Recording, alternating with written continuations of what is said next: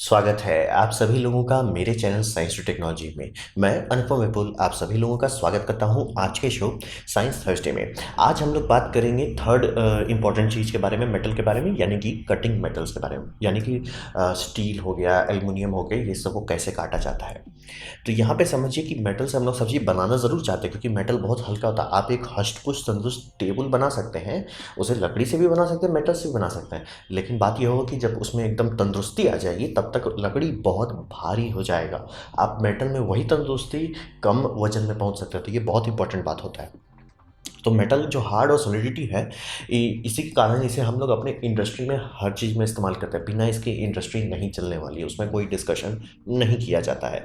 और ये काफ़ी हद तक फायर रेजिस्टेंट होता है, यानी कि कुछ कुछ मेटल एलॉय को छोड़ के, जैसे कि खास करके जैसे मेटल एलॉय में मैग्नीशियम होता है, मैग्नीशियम को छोड़ के बाकी काफ़ी सारे मेटल जो है काफ़ी हद तक फायर बर्दाश्त कर सकता है।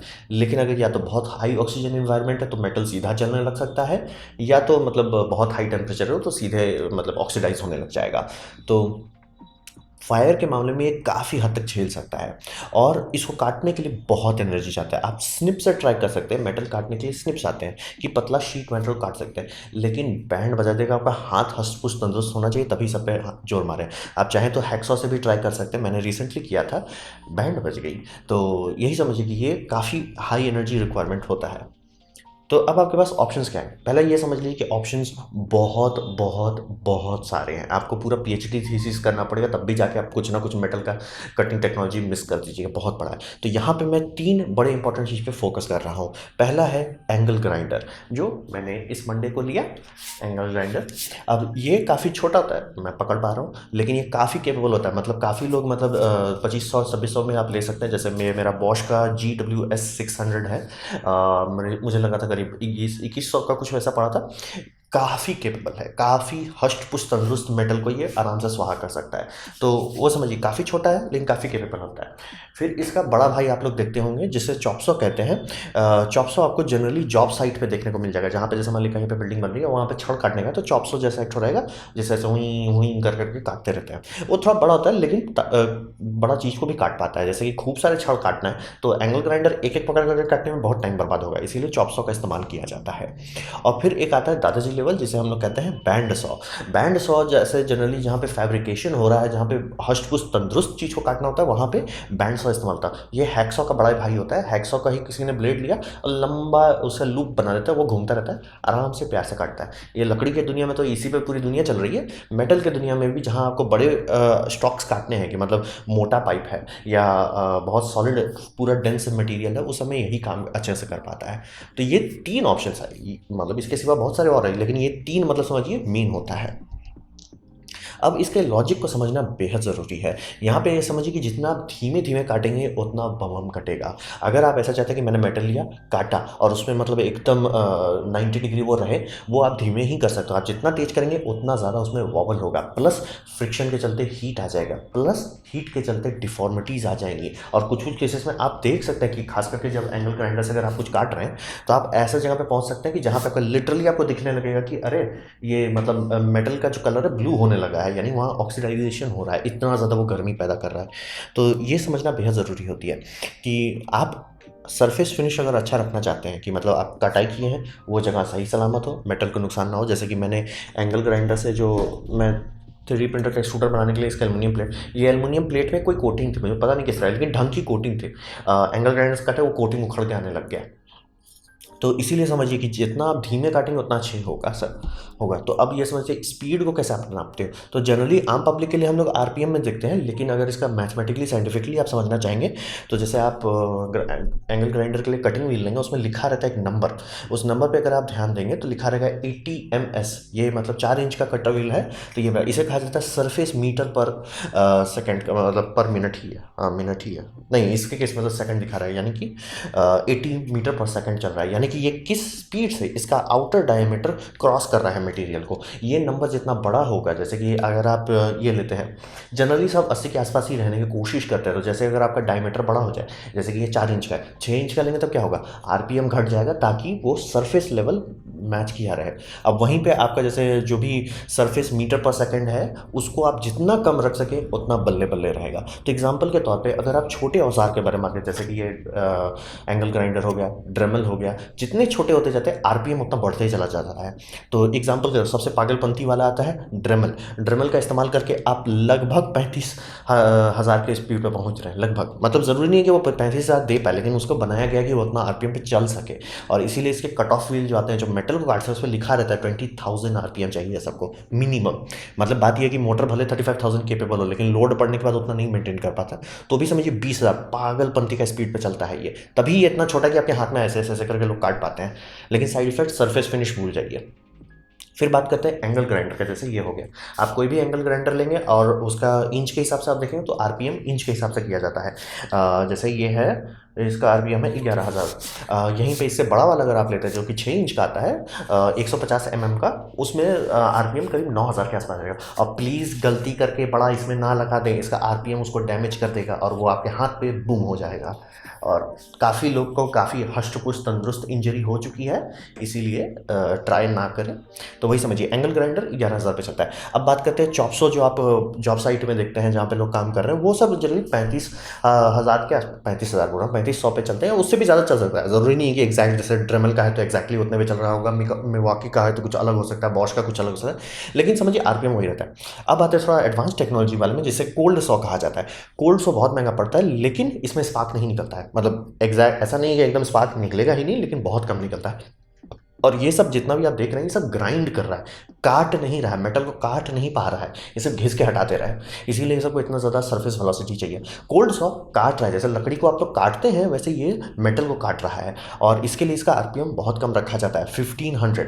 तो आप बोलेंगे क्यों ना मतलब नॉर्मल चॉप्सों में ये ब्लेड लगा के आरपीएम घटा दे। बात होता है उसके लिए अलग से मोटर चाहिए होता है जो उतने कम आरपीएम पे ज़्यादा टॉर्क दे सके। यूनिवर्सल मोटर का टॉर्क काफ़ी अच्छा होता है, ये बात एकदम सही है, लेकिन अगर आप आरपीएम घटाने लगेंगे टॉर्क भी घटने लगेगा। तो उस कारण से ऐसा हो जाएगा कि वो मतलब मेटल सीधा फंस जाएगा। इसीलिए जनरली इंडक्शन मोटर इस्तेमाल किया जाता है, स्टेप डाउन पुली का इस्तेमाल करके, तब जाके ये सब सॉ चल पाती है। या इसके लिए उसी तरह का है ये बनाया जाए, यूनिवर्सल मोटर बनाया जाए जो उस आरपीएम पे बम चल सके। कोल्ड सॉ आता है। अब आते हैं इससे भी बड़ा, जहाँ पे मतलब प्रोफेशनल लोग काम करते हैं, कि मतलब रेल की पटरी उटरी को अगर आपको काटने जैसा जाना है, तब प्रो कोल्ड सॉ आता है। ये सब सॉ इतना धीमा चलता है कि वो सुन के अजीब लगेगा। 100 आरपीएम भी इन लोग के लिए बहुत ज़्यादा हो गया, वो 100 आरपीएम से कम रहते हैं।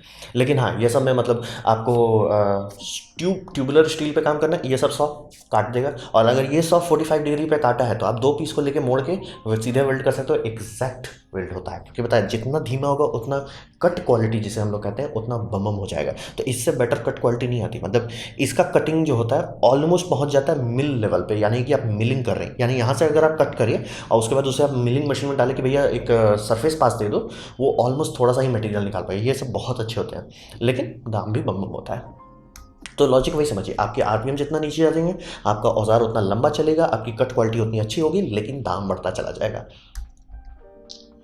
अब बात करते हैं क्या इसमें, जैसे ड्रिलिंग में बात करते हैं कटिंग फ्लूइड की भी ज़रूरत पड़ती है, यहाँ पे भी वही है। लेकिन ये समझिए कि ये नेसेसरी नहीं है, इसीलिए आप एंगल ग्राइंडर में कभी देखेंगे, और एंगल ग्राइंडर में करना भी नहीं चाहिए क्योंकि वहाँ टेम्परेचर बहुत ज़्यादा रहता है। अगर वो टेम्परेचर के साथ पानी का रिएक्शन हो गया तो काफ़ी बूम बम्बड़ी में हो सकता है। तो इसी कारण से ज़रूरी नहीं कि खास करके ग्राइंडिंग वाले जिसमें हो रहा है उसमें कभी नहीं डाला जाता है कूलेंट। आप ट्राई कर सकते हो, लेकिन जनरली मना किया जाएगा। लेकिन जहाँ पे भी कोल्ड कटिंग हो रही है वहाँ पे ये एक नेसेसरी एड ऑन के तौर पे देखा जाता है।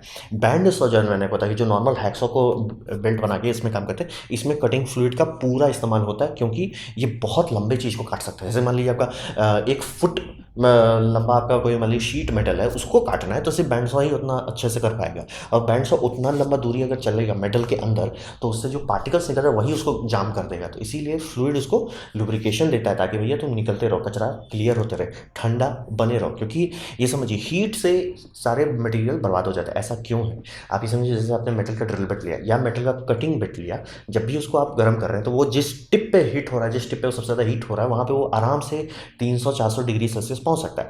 अगर आपको पता होगा कि मेटलर्जी के बारे में, आपको पता हो 300-400 डिग्री सेल्सियस पे आप मेटल मैलिएबल स्टेट में घुसना शुरू हो जाता है कि अब अगर उस पर आप हथौड़ी मारे तो उसमें डेंट पड़ जाएगा परमानेंट टाइप। ड्रिलिंग कर रहे हैं, कटिंग कर रहे हैं, वो वही हो रहा है और उस टेम्परेचर पर अगर वो कॉन्स्टेंटली रहा तो इसीलिए डल जल्दी हो जाता है। उसमें जो टिप्स बनाए जाते हैं कि वो टिप मेटल को खोद के हटा सके, वो सीधे भिड़ते ही बेंट होने लगता है। तो इसका आउटकम इसीलिए अच्छा नहीं होता कि मतलब लोग बोलते हैं हीट से क्या हो जाएगा, क्योंकि सोचने में आपको नहीं लग रहा होगा अरे गर्म हो रहा है भाई, मेटल है, आराम से संभाल लेना चाहिए 3000 डिग्री सेल्सियस तक। बात वही है कि स्टील जो है उसका जिस टेम्परेचर पे वो हो जाता है कि लुचपुच होना शुरू होता है वो बहुत कम रहता है। और आप टेम्पर करके ऐसा बना सकते हो जो एकदम हष्ट पुष्ट तंदुरुस्त रहे, एकदम बहुत हाई टेम्परेचर तक पे भी अपना स्ट्रक्चरल इंटेग्रिटी बनाए रखे। प्रॉब्लम होता है वो ब्रिटल हो जाता है, यानी कि थोड़ा सा भी दाएं बाएं लोड पड़ा स्वाहा, सीधे चकनाचूर हो जाएगा कांच की तरह। तो इसीलिए जनरली फ्लूइड का इस्तेमाल किया जाता है। और जैसे मैंने आपको बताया कोल्ड सॉ जो कि एकदम मतलब जी जहाँ पे एकदम सीरियस काम किया जाता है, वहाँ पे तो ये बिना उसके आएगा ही नहीं। आप मार्केट में खरीद ही नहीं सकते ऐसा सॉ जो आपको बिना फ्लूइड का देते। कोल्ड सॉफ्ट सॉ जो 1500 आरपीएम पे चलता है उसमें आपको बिना कूलेंट का ही मिलेगा, लेकिन जो मतलब 50 आरपीएम पे 28 आरपीएम पे चलता है वो सब सीधा सीधा फ्लूइड पे अपना मान के चलता है। और जितने भी बैंड सॉ हो जाते हैं जो बड़े काम के लिए इस्तेमाल होता है कि हाँ भाई फैक्ट्री में है ये काम कर रहा है, वहाँ सब में कूलेंट इस्तेमाल किया जाएगा, ज़रूरी होता है, नहीं तो ब्लेड सब आपका जल्दी जल्दी खपत होने लगेगा। तो फ्लूइड यहाँ पे भी काफ़ी इंपॉर्टेंट ऐड ऑन करता है। अब बात करते हैं इस दुनिया में मेटल काटना, मतलब मेटल के साथ आपको 3 ही चीज़ करना होता है, वेल्डिंग, ड्रिलिंग और कटिंग। अगर ये 3 चीज़ कर सकते हैं या इसमें से 2 भी चीज़ है, क्योंकि मैं आप लोगों से बहुत लोगों को कह सकता हूँ कि आपके घर में ड्रिल रखा होगा, बहुत लोगों को कह सकता हूँ कि भैया ये 2000 का एक नॉर्मल सा एंगल ग्राइंडर खरीद लो, ज़्यादा बड़ा, और ये डिस्क सब भी टूटता खत्म होता रहता है, तो ये सभी 15-18 रुपये का मुझे मिला, बॉश का बता रहा हूँ। तो ये सब उतनी महंगी चीज़ नहीं है, लेकिन हाँ वेल्डिंग जैसे मुँह खोलूँगा तो वेल्डिंग थोड़ा तकलीफ दे दाम भाग जाता है, क्योंकि जो छोटे IGBT वाले इन्वर्टर वाले थे सस्ता बहुत रहता है लेकिन चलता बहुत कम है। जिस दुकान से मैंने ये लिया तो खुद ही बोला कि IGBT का उसके पास भाड़ा पड़ा है, लोग ले जाते हैं और उसके बाद अरे भाई ख़राब हो गया, अरे भाई ख़राब हो गया, घूम फिर के ट्रांसफार्मर वाले लेने जाते हैं, ट्रांसफार्मर वाला करीब करीब 11,000 का आता है। तो समझ लीजिए घुमा फिरा के हमेशा ऐसा ही होगा कि 2 चीज़ आप आराम से कर सकते हैं, मेटल को काटना और मेटल में ड्रिल करना। तो भैया वोल्ट तो मिलता ही है, आप ऑलमोस्ट कुछ भी बना सकते हैं अगर ये 2 चीज़ आप अच्छे से कर सकें। तो ऐसे हालात में आप ऐसा जगह में पहुंच सकते हैं कि जहाँ पे आपके पास दुकान हो और मान लीजिए वेल्डिंग भी हो, तो आप DIY करके बहुत चीज़ बना सकते हैं। जैसे कि एंगल ग्राइंडर अगर आपके पास है, जो कि बहुत लोगों के पास होता है, उससे आप एक स्लाइडर बना सकते हैं ताकि ये ज़्यादा बड़ा मटेरियल को सफाई से काट सके। और एंगल ग्राइंडर का सबसे बड़ा दिक्कत ये होता है कि अगर आप मटेरियल काट रहे हैं उसमें आपको लाइट पासेस करना अच्छा रहता है, लेकिन लाइट पासेस हाथ से करना दिक्कत होता है, तो स्लाइडर लोग बना लेते हैं। मैं खुद भी एक स्लाइडर बनाने की कोशिश कर रहा हूँ और अगर सब चीज़ सही रहा तो अगले हफ्ते तक बना चुका रहूँगा। तो हिसाब ये समझिए कि स्लाइडर बनाने से फंसा सके, ठीक है, आराम से मटेरियल, तो आपका ब्लेड भी लंबा चलेगा, मटेरियल भी ओवरहीट नहीं होगा और सेफ्टी भी ज़्यादा रहेगा। तो वो यार ये सब चीज़ बनाया जा सकता है घर में, कोई ज़्यादा फैंसी चीज़ नहीं है, ये कर सकते हैं। फिर कोल्ड सॉ जो आपको बता रहे हैं उसका यही है कि मतलब इसका ब्लेड में ये फ़ायदा होता है कि ब्लेड इसका करीब करीब 4,500 का तक का आता है, उससे भी कम का भी आता है। तो उसका बोले ब्लेड तो बहुत महंगा है, एब्रेसिव डिस्क वाला तो ब्लेड बहुत सस्ता होता है, ये बात एकदम सही है। लेकिन ये सब कोल्ड सॉ ब्लेड जो होता है बहुत लंबा चलता है, यानी कि आप लिए तो इसको मतलब समझिए CFL वर्सेस वो हो जाता है, इनकंडेंसेशन लाइट बल्ब जैसा हो जाता है, बहुत चलता है। दूसरा, इंडक्शन मोटर का इस्तेमाल करने से फायदा होता है, इंडक्शन मोटर में खराब होने वाला कुछ नहीं है, खास करके अगर आप 3 फेज से डायरेक्ट चला रहे हैं तब तो उसमें स्टार्टर कैपेसिटर भी नहीं होता, कुछ नहीं होता है खराब होने वाला। तो लोग वही कहते हैं। और आप बोलेंगे अच्छा गियर डाउन करना पड़ेगा, जैसे ये सब के लिए RPM आपको कम करना है और आपका मोटर मान लीजिए 1700 के आसपास का है, कुछ नहीं चाहिए भैया, पुली मार्केट में मिलता है, खूब सारा पुली लोग बनाते हैं। इसीलिए मैं एक बंदा मेड इन पोलैंड करके आप टाइप कीजिएगा, वो यही आएगा, सबसे पॉपुलर उसका वीडियो पे है।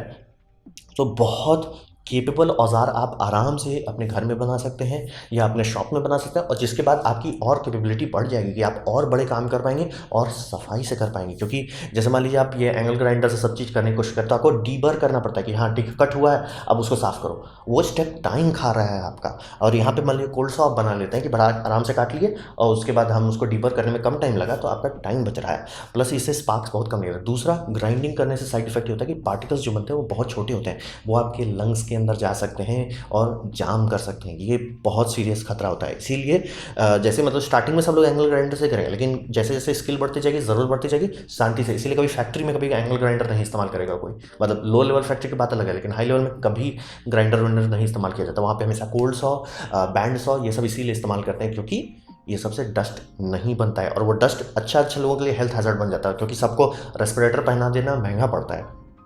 तो ये समझिए कि आप ये औज़ार बना सकते हैं और मैंने नीचे वीडियो दे दिया है, खासकर ये कोर्स वाला। आप आराम से देखिए और आपको थोड़ा-सा इंस्पिरेशन मिलेगा, अच्छा मैं ऐसे बनाता हूँ, अच्छा ये बना सकता हूँ। ऐसा-ऐसा अगर कर लेते हैं तो आपका जो औज़ार है वो और औज़ार में बदल जाएगा, वो और चीज़ कर पाएगा, सेफ्टी बढ़ जाएगी, आपकी प्रोडक्शन स्पीड बढ़ने लगी। इसीलिए ये सब पे थोड़ा किया जा सकता है मेहनत। ज़्यादा मतलब आपको पीएचडी की ज़रूरत नहीं है ये सब के लिए। तो ये था मेरा प्रेज़ेंटेशन मेटल कटिंग के बारे में। उम्मीद करता हूँ आपको अच्छा लगा, कुछ सीखने को मिला, कुछ समझ में आया। अगर ऐसा है लाइक कर दें, दूसरा शेयर कर दें, उससे मेरा काफ़ी भला होगा। नहीं अच्छा लगा, नहीं पसंद आया, कोई बात नहीं, आप डिसलाइक कर सकते हैं। मैं कहूँगा डिसलाइक 2 बार दबाएँ, उससे मुझे पता चलेगा कितना ना पसंद हुआ है। मैं आपसे कहूँगा कि कमेंट लिखें, हर कमेंट का जवाब देने की कोशिश करता हूँ। आपसे कहूँगा सब्सक्राइब कीजिए, बेल दबाइए अगर आप फ्री हैं तो। आपने मेरा वीडियो देखा, जान के मुझे बहुत खुशी हुई। धन्यवाद।